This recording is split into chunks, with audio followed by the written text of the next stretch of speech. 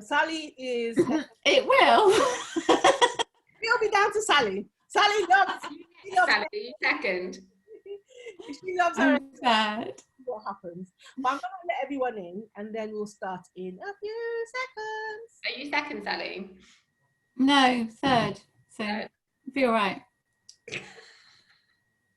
I love it. People in now, so...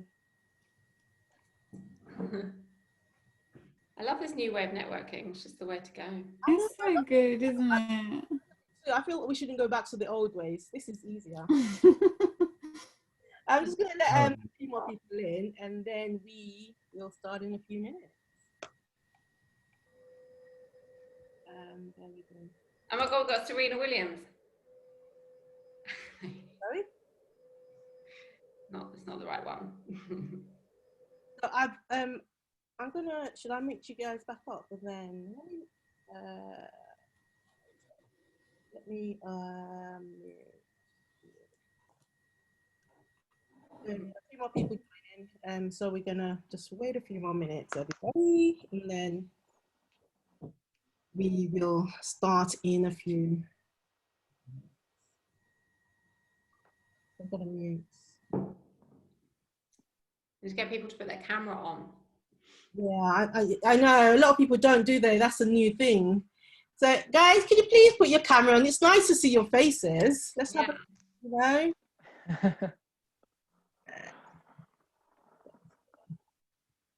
How many people we've got? I need to admit a few more people. Bear with me. Hello, everybody. Just give us a few more minutes. Have people trying to get in, and then we will start in a minute or so. You've got to manage all people. I know. I'm going to do that. I'm going to be multitasking, so we'll try. I'll try.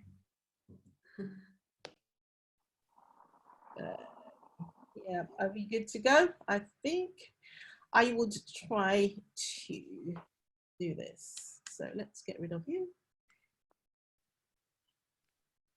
Here we go. Let's start. I think we will start now. So, good evening, everybody. Good evening. Hello, everyone. I know most of you are on mute, so I'll just start. Hello, everybody. My name's Kudirat, and I am the host for this evening. It's the Property Ladder with KMO. So, a little bit about this Property Ladder with KMO. It was set up about 2 years ago. We normally have our meetings every second Tuesday of the month at the Holiday Inn near the London O2 at North Greenwich Station and just off the A2. But obviously, due to COVID, we have to go online now, so we're virtual. We have been off for a few months, and so we're starting back now. So today is the first and the second Tuesday of this month, and we have a lot of things lined up for you. I've got 3 lovely speakers, experts in their various strategies and what they do. What I would do, first of all, is to ask them to introduce themselves. Just a brief description on what they do, and again, we'll go back to them later on in more detail. So if you do not mind, Claudine, can you introduce yourself? I'm just going to try and unmute you here. Are you off? Yep, I think you're ready to go. Good. Yeah, I think I'm unmuted. Awesome. Good evening, everybody. Kudirat, thank you so much for having us on. And by the way, happy birthday, because that's a big deal doing this on your birthday, right? So we need some love for you for that. Awesome job. So I'm Claudine Robertson-Smith. I've been in property for about 3 years and have a mixed strategy, actually. So I've got a mixture of buy-to-lets, HMOs, a couple of essays, and I'm going to talk to you about how you can set up a property business and live anywhere in the world. So I'll tell you all about that. Thank you so much. Jack? Faces as well. So I think everyone who's like face off, let's get the faces in. Yeah. That helps us, doesn't it? Yeah, that's a good idea. Yes, please. Can you? Jack, over to you. Okay, so thank you, Kudirat, first of all, for inviting us, and happy birthday once again. I'm Jack Dovra. We lead Property Entrepreneurs Network, which is a property technology social platform. that's at the technology front. My bread and butter is property finance. I'm a finance broker, debt broker. At the back end of it, we do developments, and we are growing we've got a very fast growing company. We've got 26 representatives around the country. So yeah, we do, like I said, flips, developments behind the scene. That's who we are. Thank you so much, Jack. Last but not least, bear with me, I have got Sally. Let's try to unmute you, Sally. There you go, Sally. There you go. Hi there, everybody. Great to be here. Thanks so much, Kudirat, for your devotion. Happy birthday again. Fab to meet Jack and Claudine. Look forward to hearing from you too. So I work with my husband. We have rent to SA units in Red Hill in Surrey. And when we started 3 years ago, I thought there's quite a lot to this. So since then, we've put in systems, and that's what I'm going to be helping you with tonight. And so it'll be all about freeing up your time and doing what you want in your life, as well as running a successful business. So look forward to that. Awesome. We can't wait. We definitely can't wait. So first of all, what I would like you to be aware of is that feel free to use the chat box when we're having the discussion. Also, if you could leave questions at the bottom, I'll pick them up at the chat box as well. We'll pick them up as we go along. And finally, if you have any questions, if you want to raise your hands, I can obviously unmute you, and then you can ask questions as we go along too. But without further ado, I'd like to invite Claudine to go into more details about what she's going to be talking about this evening. Claudine, over to you. Awesome. Thank you so much again. Seriously, you are well dedicated on your birthday. I really love that. So awesome. Thank you, Jake. So I have some slides to share with you because we have so many people without screens on. It's going to be very difficult for them to see. So if there's any chance of people getting on and actually having a look, that would be awesome, and seeing people as well. So I'm just going to share my screen. Can everybody see that? That it can see. Awesome. Yeah? You see it? Yes, we can. Give me thumbs up, give me thumbs up. Okay, cool. So people on here, I guess, is there anyone who is listening who has aspirations to be able to run a property business whilst they live in a different country overseas of their choice? Is there anybody? You might have to unmute because they can't put their hands up. Oh gosh. Oh, we got a few. There you go.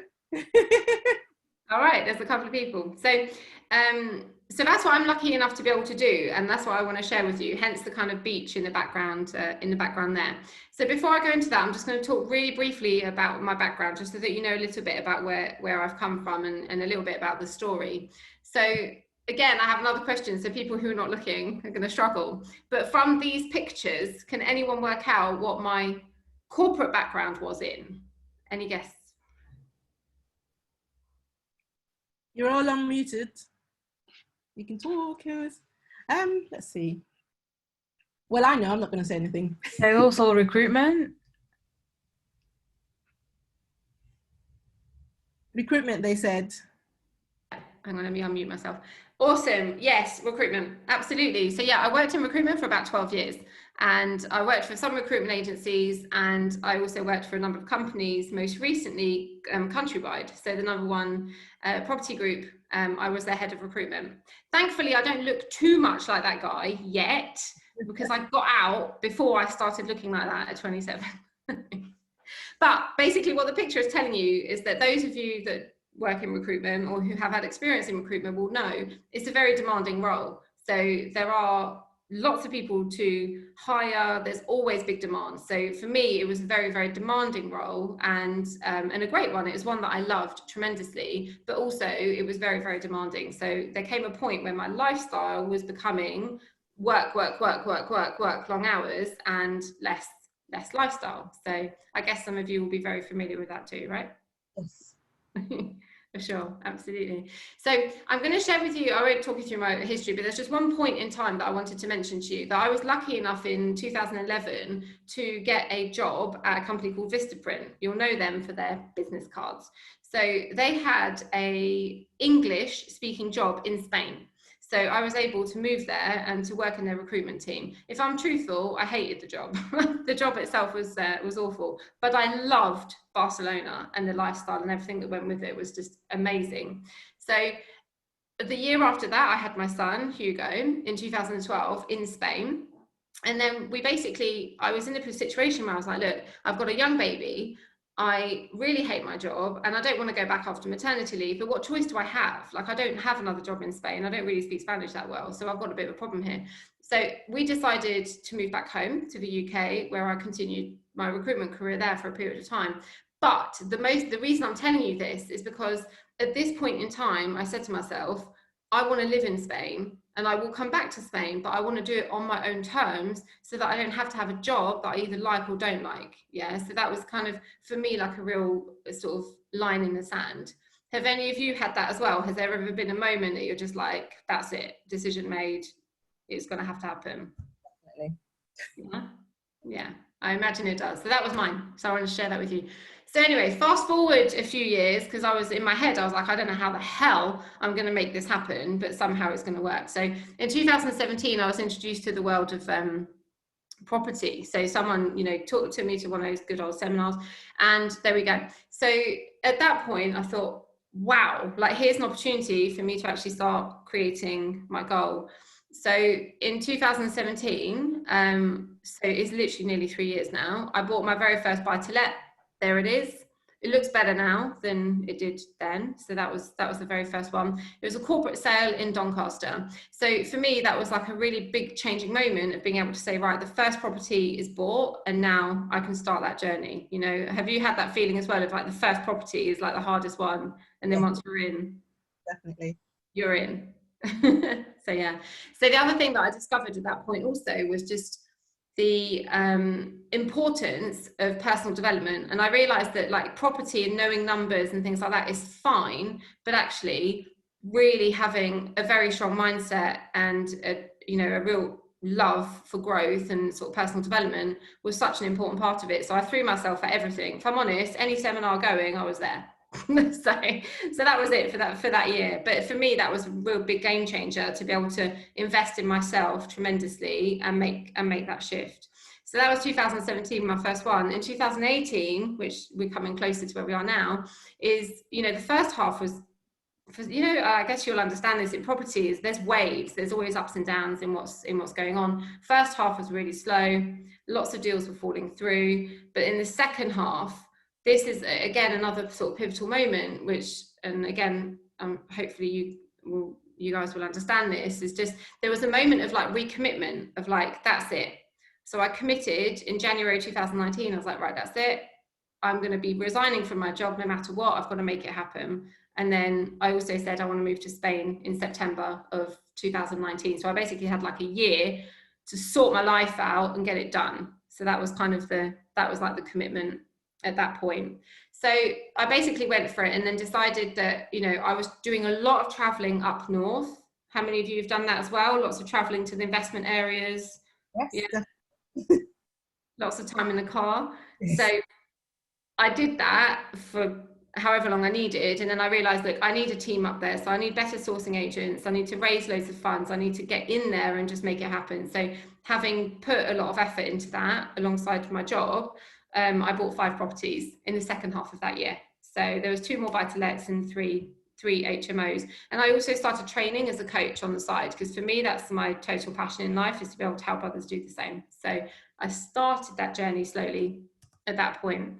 So just a couple of examples, if it's useful, but my first buy-to-let, well, this was the second one, was in Doncaster. We bought it for 59, spent 18,500 on it and revalued it at 110. So we got nice cheap properties in Doncaster, for sure. So that was quite a nice money out deal, pretty much all money out. And then this was an HMO. Do you love like the stone in Barnsley, like the stone of the house? I love it. I love it. Anyway, it was a corner shop, but we took it on when it was already residential. But so this is now a 5-bed. It looks tiny from the outside, but inside it's like there's so much space. So we were able to create 5 ensuite bedrooms, we spent 51 to buy it, 55 to refurb it and to purchase it, and we refinanced it at 150.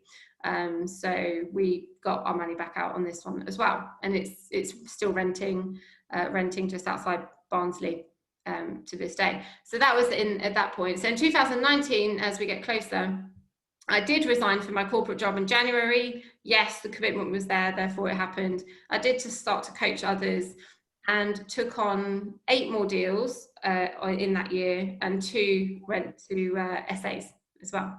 So Sally, that's your bag. Definitely more than mine, but it was there. And I was lucky enough to take on the biggest deal that I'd ever taken on yet. So I guess because I was so focused on needing to leave my job and move to Spain, that was my big goal. I guess things were coming my way that maybe were a bit more interesting. So this is my interesting deal. This is the really exciting one that I got to complete on right at the end of last year, literally the day before Christmas. And it's the company is actually called 7 in a Row. So it's basically like a street. So we've bought 7 properties back to back, which are side by side. So they're large terraces. And we were fortunate enough through the relationship building that we did to be introduced to it from the letting agent. So the letting agent said, the landlord is in terrible state financially. The properties were absolutely atrocious. So the property you can see here on the left that has the boarded up window, people were still living in that. We had kids in there. It's not good. It was really, really not pretty at all. So we had a lot of work to do to rehome people and move them into appropriate places. There was a lot of really nasty stuff happening in these houses. So we got it vacant and right at the end of last year, as I say. So they're currently being developed as we speak, and they will be finished in January next year. So it'll be about 13, 14 month development. But we're so lucky because with 7 houses back to back, they're all on separate titles. So it gives us huge amount of flexibility in terms of what we do with them. So what we've ended up doing, by the way, the picture down here is the properties now boarded up with their security grills. They look worse, I think, at the moment. They will look lovely in the end. And you can see at the back, there's a bit of land. But the beauty of these houses is because of the gradient of the street, there are basement flats at the bottom that have already got head height. So our plan, once planning buys into us, will be to develop those in the future. So, which is a great opportunity with all 7. So what we are going to end up with here is we're going to end up with 5 6-bedroom HMOs. So we can convert 5 of them into that, and 4 of them, so which is 2 houses, there'll be 4 flats in there as well. So we've got a bit of a mixed portfolio. So there'll be 30 HMO rooms and 4 flats to rent. So we purchased it for 650. The end value is going to be about 1.4 million, probably a little bit more, but around that. And the refurb and cost was just over $500,000 to get it done once we get there. So that has been an incredible opportunity, very stressful to take on. It took me 1 year to negotiate it. So that's often what it takes. But how often do we get 7 properties all in one go? That's a really great opportunity. So with that on the cards, we thought, hey, that's not enough. Let's get something else. Wow. As well. So, and then the latest one that we got, just kind of taking you through the journey, because you can see the kind of scaling up as we go, is, so we've got planning on a 13-bed HMO. It's actually commercial to residential in Derby. And it doesn't look like much from the outside. I agree. When I saw it, I thought, really? It looks pretty small. But actually, it's an old like working man's club, and there's a whole large extension all the way to the back of the garden. So it's very big inside. So we're going to do a part demolition.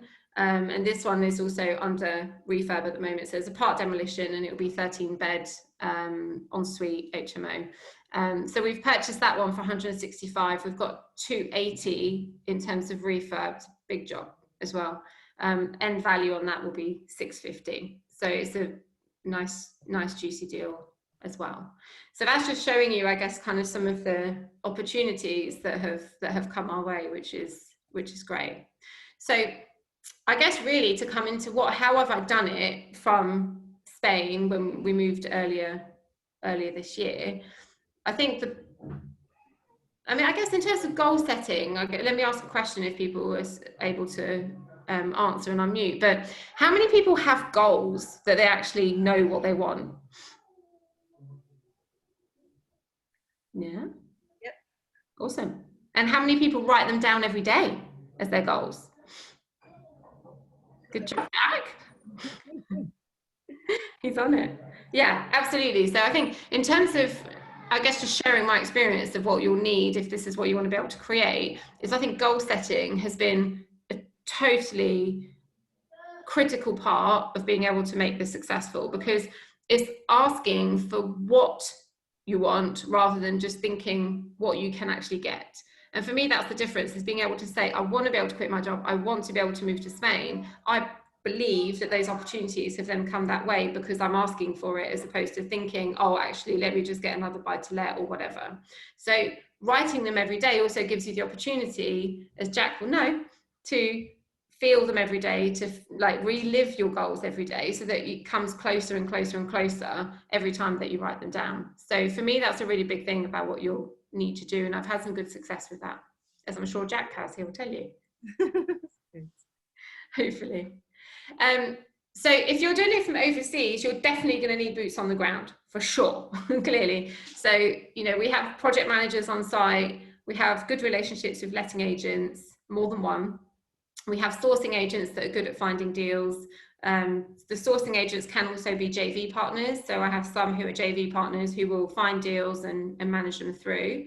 And obviously the brokers and solicitors and everything that goes with it is obviously really important. But those relationships are absolutely essential. And especially doing it from overseas, like I've had to work really hard to get those done. And how I do that is through having calls with them every week or every other week.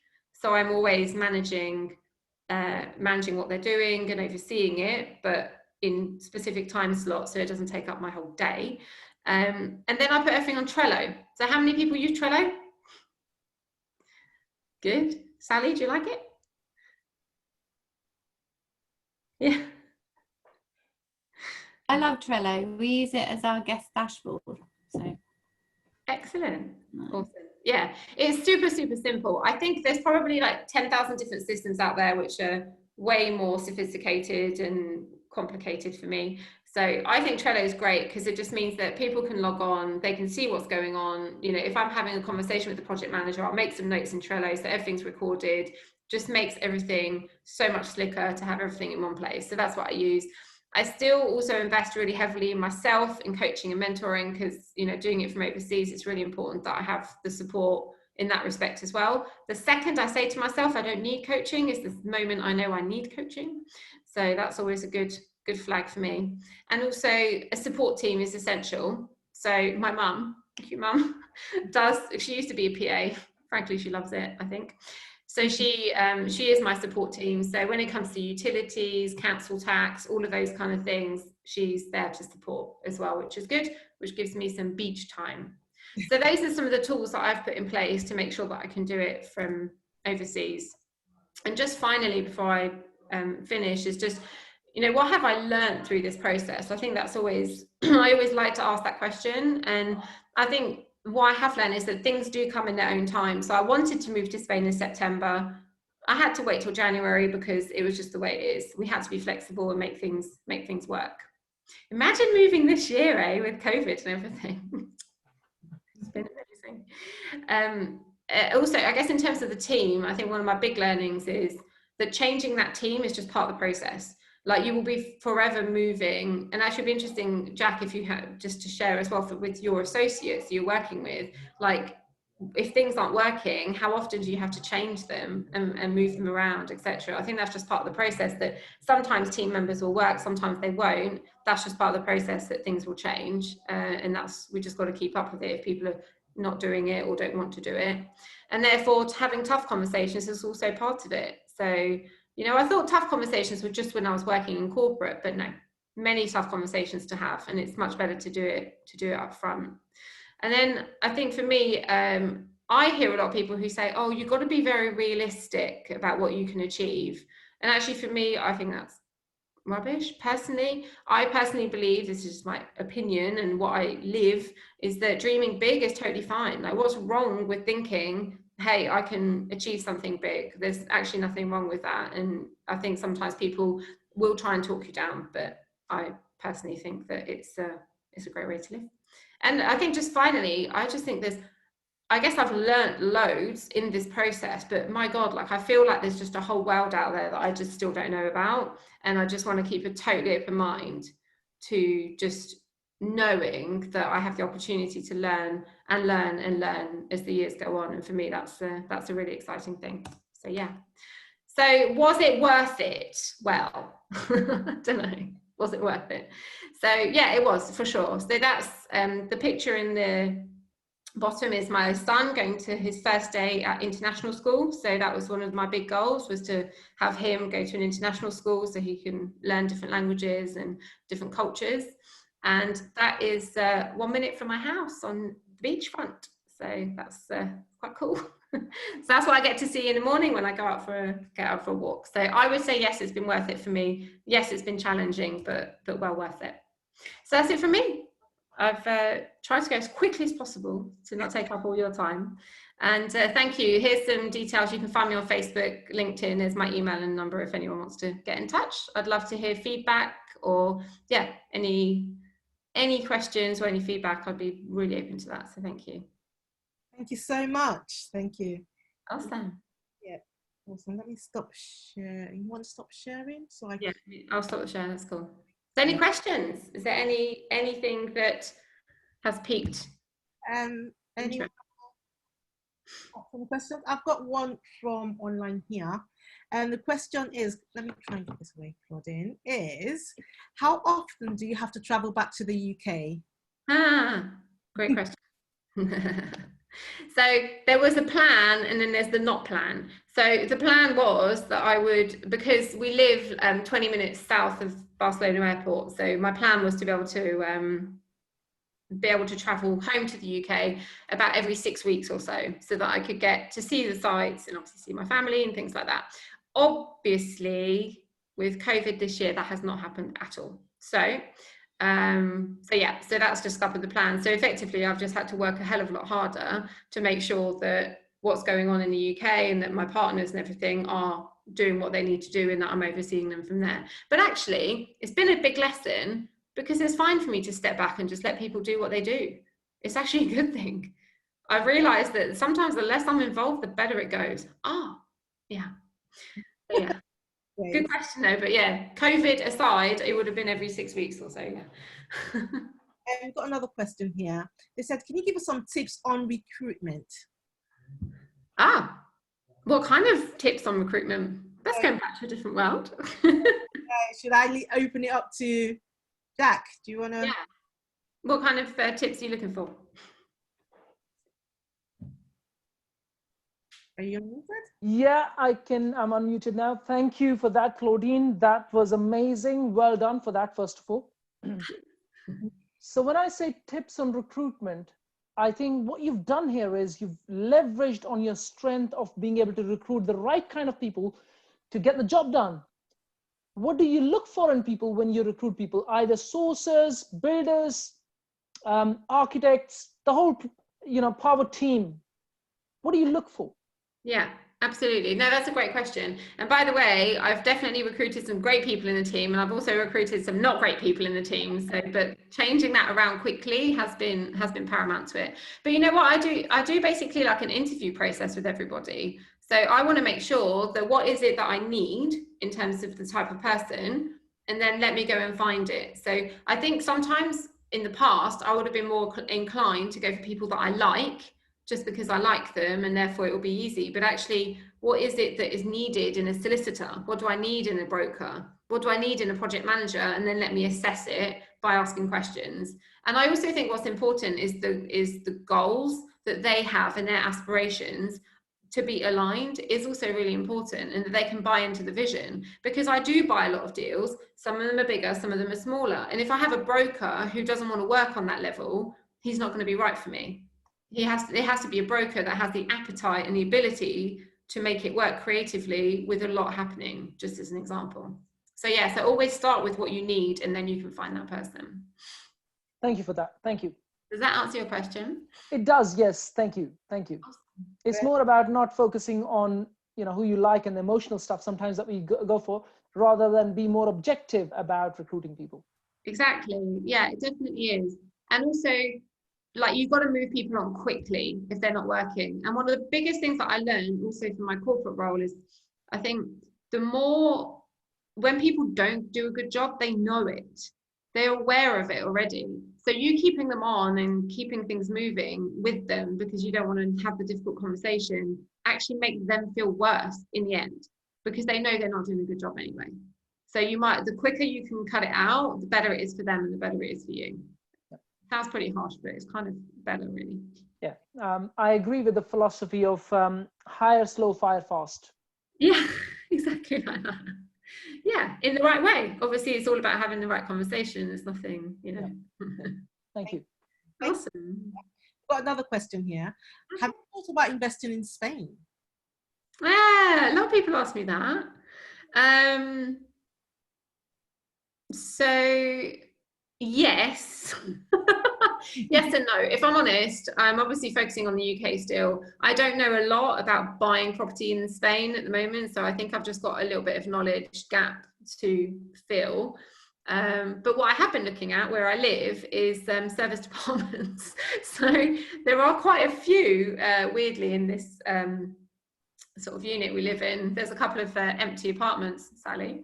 So so yeah, I've definitely got my eye on it, and we're lucky enough to have like a concierge here who knows everything about everything.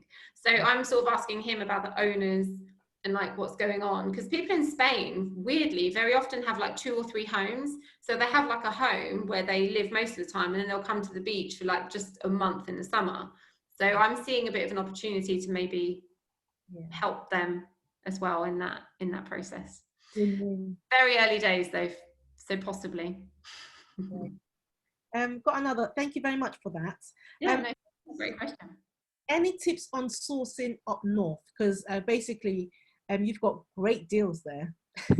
Yeah, yeah, we have got some good deals. It's quite exciting talking about them. So sourcing up north specifically, I think. I don't know if it's just up north, but I think it's just like any area. I think you just need to be clear about what area in that town works and what area doesn't. So before going into any area, I would definitely work with someone who knows it like the back of their hand, i.e. knows what street or side of the street to invest in or not. And then just really check that with letting agents. So it's the good old phone 3 estate agents, phone 3 letting agents and find out. I don't think you need to spend a whole load of time up north. I think I spent a long time doing that initially. I don't think that's necessary. I know that now. So I think, again, just finding the right sourcing agents that are trustworthy and a project manager. Never just rely on one person, for sure. If you're not there, you're going to have the letting agent, project manager, sourcing agent. You know, you need people who've got eyes on what you're looking at. So that's what I would do. I don't know if that answers the question for up north specifically. I think it's just for anywhere. That's what I would adopt. You've got the thumbs up, so you did answer that question. Okay. Yeah, thank you. Got another question here. Someone would like to know the funding of your first property. How was that secured? Was it through your day job? Did you achieve it through a sourcing investor? So how did you secure your first property? In terms of the funding of it? Funding. Yeah. Cool. Yeah. So it was funded on a mortgage, because the refurb was done in literally like less than 4 weeks. So it was done dead easy. And the deposit and the refurb was funded through some angel finance, and I refinanced my own home. So I funded some of it that way and some of it through angel investment. That's good. Yeah. Bit of a mix. Yeah. I suppose, yeah. The best deal is the first one. It's always a special one, right? It's always the first one, to be honest. Once you've got your first property, then, you know, you find it a little bit easier to kind of get into the third and fourth one. It's always the first one. And thank you for that. I've got a few more questions. Okay. One is, how do you find your tenants for the HMOs? The tenants for the HMOs. So I find them through letting agents. So I've worked with, I'm in the process of changing one of them actually, because he's it's not been quite where I needed to be. Yeah. So, but that's what I'm talking about in terms of the team. If it's not working, it's got to be changed. So, or if it's not working as well as it could, it needs to be changed. So I find them through letting agents, but obviously before going into the area, I would definitely check the demand for sure in those areas with those letting agents, and yeah, just make sure that the tenant demand is there. That's obviously very important for HMOs. The other tenants that I have is I've handed over two of my HMOs to social housing. So I've got a guaranteed rent lease in place now on 2 of them for the next 3 years, which is a really good deal for me. How did you that work? Could you just give us a brief explanation, just a brief? Well,